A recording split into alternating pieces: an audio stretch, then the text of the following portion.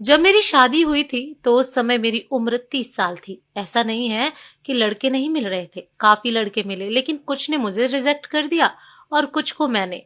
30 की उम्र होते होते जवानी भी ढलने लगी थी और किसी भी कीमत में कोई लड़का शादी करता तो उसकी उम्र 30 साल से ज्यादा होती। बनारस के अच्छे परिवार में शादी हुई। मेरे पति पढ़े लिखे और एक स्कूल में टीचर थे। हमारे बीच प्यार था। उनका पढ़ा लिखा होना और मेरा सिर्फ 12वीं पास होना कभी हमारे बीच नहीं आया। चूंकि मेरा परिवार काफी बड़ा था तो सास ससुर ननद सभी थे। सारा दिन काम करने के बाद जब मैं अपनी बहन और भाई से फोन पर बात करती तो वो मुझे बोलते कि तुम अपना ध्यान दो, सिर्फ काम मत करो, तुम्हारी शादी की गई है, तुम कोई नौकर नहीं हो।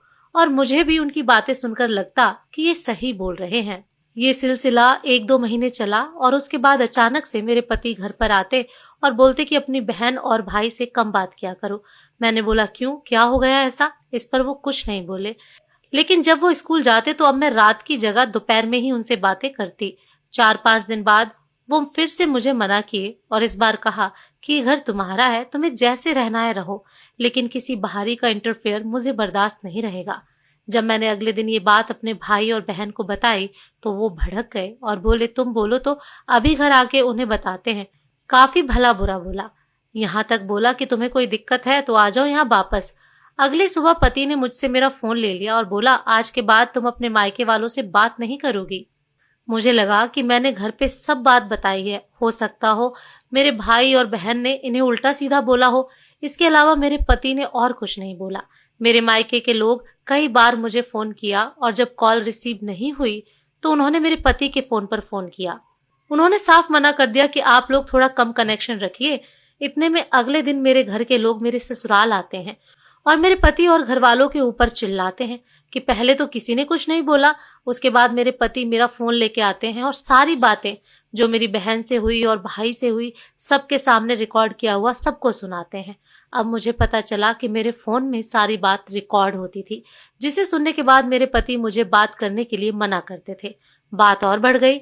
मेरी बहन ने मुझे घर चलने को कहा और बोला इन सब से रिश्ता तोड़ लो। मेरे पति ने बोला ये घर तुम्हारा है, लेकिन मैं तुम्हें जबरदस्ती नहीं रोकूंगा। ये फैसला तुम खुद करो, तुम्हें हमारे यहाँ रहना है या अपने मायके वापस जाना है। बस ये याद रखना, अगर यहाँ रहना है तो अपने मायके वालों से रिश्ता तोड़ना होगा और अगर मायके जाना है तो मुझसे रिश्ता तोड़ना होगा। मेरे भाई ने बोला ऐसे परिवार में रहना जेल में बंद होने जैसा, तुम हमारे साथ चलो, इससे अच्छे घर में तुम्हारी शादी होगी। मुझे भी लगा अभी सिर्फ 6 महीना हुआ और ये स्थिति है, आगे पता नहीं क्या होगा। मैं अपनी बहन और भाई के साथ मायके वापस आ गई। कुछ समय बाद उन्होंने तलाक के लिए अर्जी दी। मैं अंदर से डर गई और सोचा एक बार फिर से मौका दिया जाए, लेकिन तभी मेरी बहनों ने मुझे मना कर दिया और तलाक के साथ ये मांग रखने को कहा कि शादी में लगे सारे गहने दें और जो पैसे खर्च हुए हैं वो दें।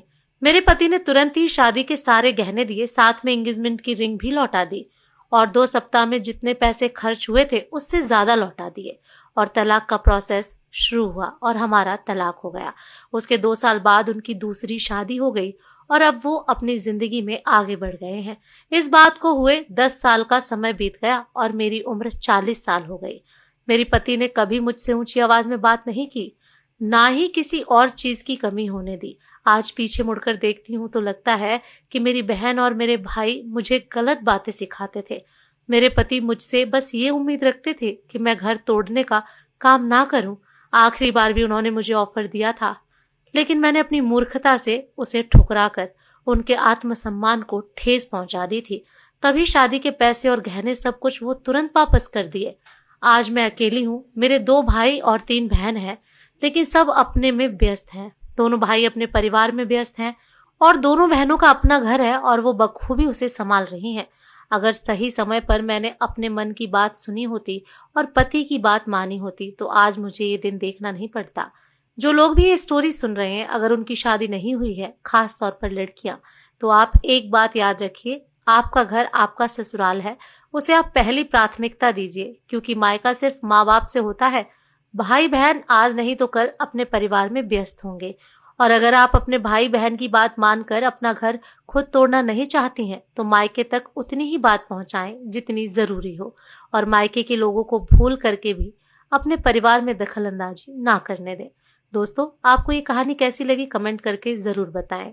धन्यवाद।